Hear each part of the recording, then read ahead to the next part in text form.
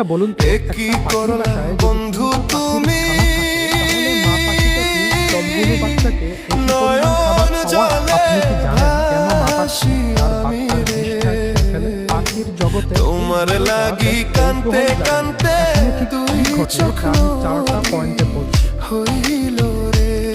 মা পাখি তার বাচ্চার ভীষণ শব্দ করে চিৎকার করতে পারে? মা পাখি সাধারণত তাকেই আগে খাবার দেয়।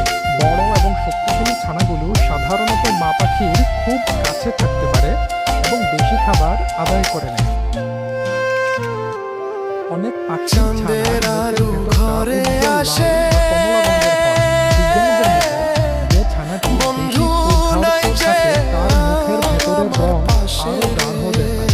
মা পাখি এই রঙের একলা আমি তোমায় ছাইড়া বেশি প্রয়োজন। কেমন কিছু কিছু প্রজাতির মা পাখি চেষ্টা করে সিরিয়াল বজায় রাখতে, অর্থাৎ একবার যে ছানাটিকে খাওয়ানো হলো পরের বার অন্য একজনকে দেওয়ার চেষ্টা করে। তবে খাবারের অভাব থাকলে এই নিয়ম আর কাজ করে না, তখন কেবল শক্তিশালী ছানাটি খাবার পায়।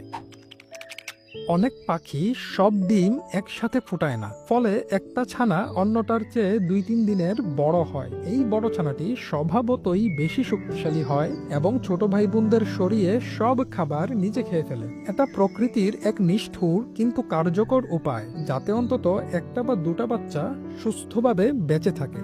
তাহলে এখন উত্তর হলো না, মা পাখি সব সময় সব বাচ্চাকে সমানভাবে খাবার দেয় না। প্রকৃতির এই নিয়মটা অনেকটা যার শক্তি বেশি তার প্রাপ্য বেশি নীতির উপর চলে।